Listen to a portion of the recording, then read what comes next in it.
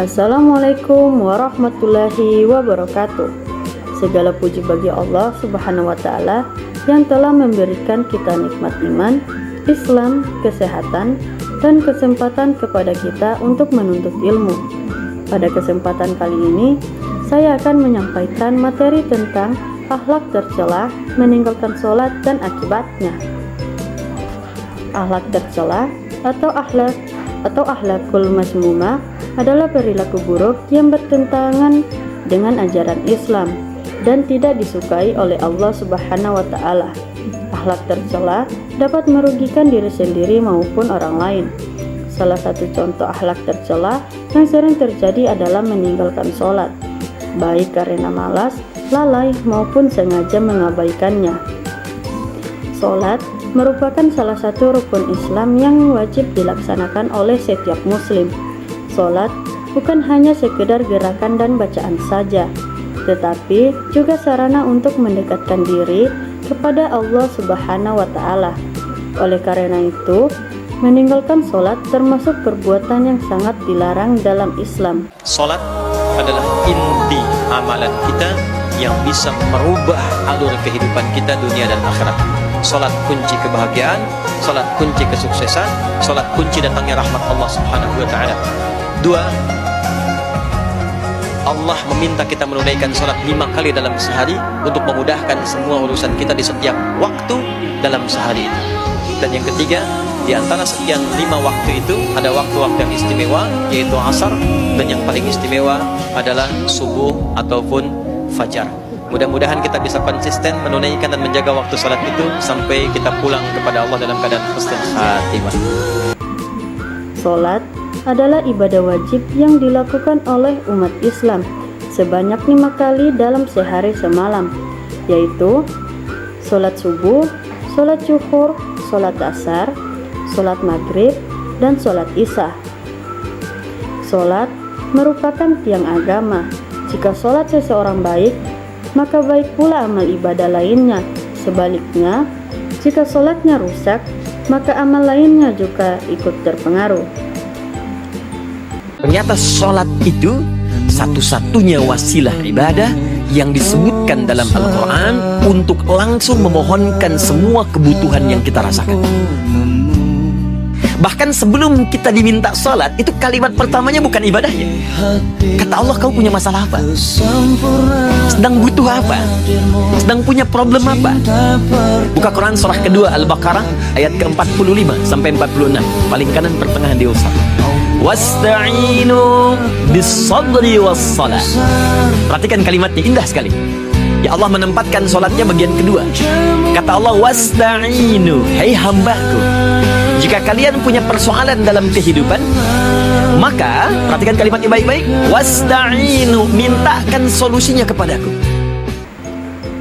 Pentingnya sholat dalam kehidupan.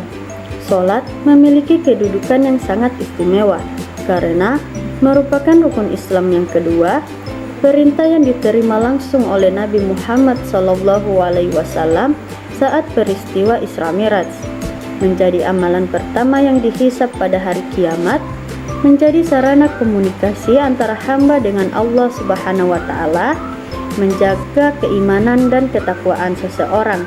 Karena pentingnya kedudukan sholat, maka meninggalkannya termasuk perbuatan yang sangat merugikan. Ada beberapa faktor yang menyebabkan seseorang meninggalkan sholat, antara lain, yang pertama, malas. Malas adalah penyebab yang paling sering terjadi. Seseorang merasa berat untuk berwudu dan melaksanakan sholat. Yang kedua, terlalu sibuk dengan urusan dunia. Sebagian orang lebih mementingkan pekerjaan, permainan, media sosial, atau kegiatan lainnya, sehingga melupakan sholat.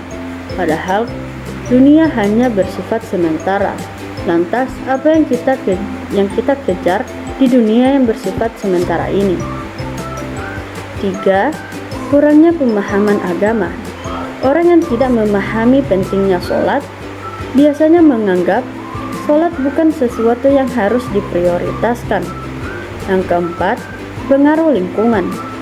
Lingkungan yang kurang peduli terhadap ibadah dapat membuat seseorang ikut lalai dalam melaksanakan sholat. Yang kelima, menunda-nunda waktu sholat. Kebiasaan menunda sholat sering berakhir dengan tidak melaksanakan sholat sama sekali. Seorang menjadi malas dalam sholat lantaran dia tidak mengetahui atau tidak menyadari manfaat sholat, baik secara lahir dan apalagi secara batin. Secara batin, sholat itu adalah jarak terdekat kita dengan Allah Subhanahu wa Ta'ala, yaitu dalam sujud. Kata Nabi adalah jarak terdekat kita dengan Allah. Kemudian juga secara batin, sholat itu adalah momen di mana kita bisa menenangkan batin kita, karena sholat itu adalah pertemuan kita dengan Allah Subhanahu wa Ta'ala. Mi'rajul mu'min, mi'rajnya seorang mukmin itu dalam sholat. Adapun beberapa akibat karena meninggalkan sholat. Yang pertama, mendapat dosa besar. Ketika kita meninggalkan sholat, kita sudah pasti akan mendapatkan dosa yang sangat besar. Meninggalkan sholat termasuk dosa besar karena melalaikan kewajiban yang diperintahkan oleh Allah Subhanahu wa Ta'ala. Yang kedua, hati menjadi keras. Orang yang meninggalkan sholat akan semakin jauh dari Allah, sehingga sulit menerima nasihat dan kebenaran. Yang ketiga, kehilangan ketenangan hati. Sholat memberikan ketenangan dan kedamaian. Tanpa sholat, seseorang lebih mudah merasa gelisah, stres, dan tidak memiliki pegangan hidup. Yang keempat, menurunnya kualitas akhlak. Sholat berfungsi mencegah perbuatan keji dan munkar. Ketika sholat ditinggalkan, seseorang lebih mudah melakukan perbuatan buruk. Yang kelima, kehilangan keberkahan hidup.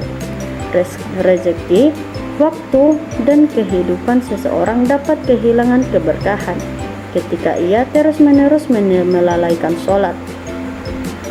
Yang keenam, dijauhkan dari rahmat Allah Subhanahu wa Ta'ala. Meninggalkan sholat berarti mengabaikan perintah Allah, sehingga dapat menyebabkan seseorang semakin jauh dari rahmatnya. Yang ketujuh, mendapat siksa di akhirat.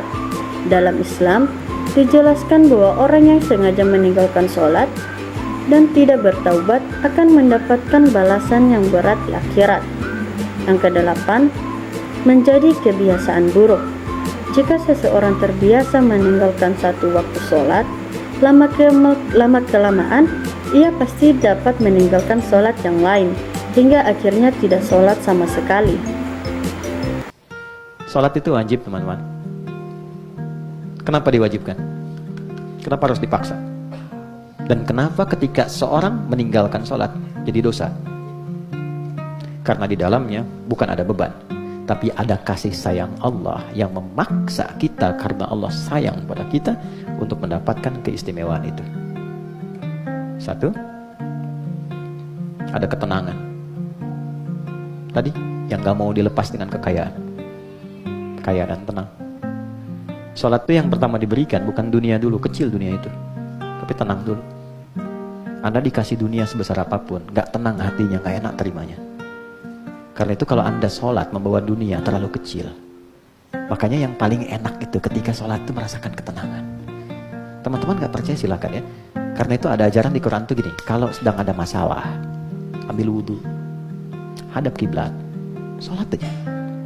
Walaupun solusi belum datang, tapi ketenangan tuh hadir. Lebih enak rasanya. Sujudnya nikmat gitu. Kadang-kadang kita nangis tuh, bahasa Nabi Ya'qub tuh gini, innama ashku bathi wa huzni Allah. Ya, innama ashku bathi wa huzni, saya tuh kalau curhat, saya punya masalah, bahkan kesedihan saya tumpahkan di atas sejadah, ilallah, kepada Allah.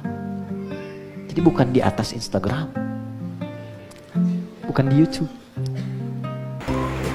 Ada beberapa cara yang dapat dilakukan untuk membiasakan diri sholat tepat waktu, yaitu yang pertama, membuat jadwal sholat harian. Yang kedua, memasang alarm pengingat waktu sholat. Yang ketiga, segera berwudu ketika azan berkumandang. Yang keempat, mengurangi kegiatan yang melalaikan ibadah. Yang kelima, sholat berjamaah di masjid atau di musola. Yang keenam, meminta dukungan keluarga dan teman. Yang ketujuh, berdoa agar diberikan keistiqomahan. Adapun hikmah menjaga sholat. Orang yang menjaga sholat akan mendapatkan banyak manfaat, antara lain hati menjadi tenang, iman semakin kuat, hidup lebih disiplin, terhindar dari perbuatan buruk, mendapat pahala dari Allah Subhanahu wa Ta'ala, memperoleh keberkahan hidup, dan mendapat pertolongan Allah dalam menghadapi kesulitan. Tolong bujuk saya supaya sholat. Puasa saya lakukan, semua saya lakukan kecuali sholat. Ketika Allah perintahkan ibadah-ibadah yang lain, itu cukup perintah ayat saja turun. Allah perintah haji, ayat saja turun. Allah perintah puasa, ayat saja turun. Allah perintah bayar zakat, ayat saja turun. Tapi ketika Allah perintah sholat, tidak boleh ayat turun. Nabi dijemput oleh 2 malaikat, kemudian diajak naik, ketemu dengan Allah untuk menerima perintah ini. Kenapa? Karena perintah ini sangat penting. Mas, saya boleh dagang, bayar zakat sambil nyanyi. Saya boleh haji sambil nyanyi. Tawaf, labbaik Allahumma labbaik, labbaik la syarika laka labbaik. Boleh. Ya, saya bayar zakat boleh sambil nyanyi. Begadang jangan begadang. Kenapa? Sholat tak boleh. Allahu Akbar, darah muda, darahnya pada batal sholat saya. Kenapa? Inilah puncak penghambaan kepada Allah. Jadi puncak penghambaan kalau saya meraku hamba, sholat. Yang paling mulia dalam tubuh kita, kepala. Adik-adik bercanda dipukul pantatmu masih senyum, dorong dadamu masih senyum. Tapi jangan bercanda pukul kepalamu. Tak, kau pukul kepala saya pasti saya marah. Kenapa? Harga diri di sini. Tapi ketika kita sholat, anggota tubuh yang paling mulia, kepala, rendahkan seperti kakimu. Dari materi yang saya sampaikan, kita bisa menyimpulkan bahwa meninggalkan sholat merupakan akhlak tercela yang harus dihindari oleh setiap muslim. Sholat adalah kewajiban sekaligus kebutuhan bagi manusia untuk mendekatkan diri kepada Allah Subhanahu wa Ta'ala. Meninggalkan sholat dapat menimbulkan berbagai akibat buruk, baik di dunia maupun di akhirat. Oleh karena itu, kita harus membiasakan diri melaksanakan sholat tepat waktu dan menjadikannya sebagai bagian penting dalam kehidupan sehari-hari. Marilah kita berusaha menjadi muslim yang taat dengan menjaga sholat 5 waktu. Semoga Allah Subhanahu wa Ta'ala memberikan kekuatan kepada kita untuk selalu istiqomah dalam beribadah dan menjauhi segala bentuk akhlak tercela. Sekian dari saya. Mohon maaf bila ada salah kata. Wabillahi taufiq wal hidayah. Wassalamualaikum warahmatullahi wabarakatuh. Sebesar apapun dosamu, jangan tinggalkan salat. Karena salat itu ibadah yang langsung menyambungkan kita sama Allah. Tali hubungan kita sama Allah. Kalau tali hubungan kita sama Allah terputus, tidak ada tali yang bisa sambung lagi. Dan selama anda menjaga salat, berarti masih ada harapan masuk dalam golongan yang akan diampuni Allah. Ada ampunan, ada harapan ampunan. Tapi kalau tidak salat, terus bagaimana Allah ampuni kalau tidak mau bertaubat? بصراحة طيبة قلبه مش موجود بصراحة رح حبه بدون حدود بيحميني بيبقى حدي بيعمل لي شو ما بدي عمري حدو مليان ورود لا حبيبي منه مثلن كلن لا محل جروحي من محلن عيشني أحلى قصة حب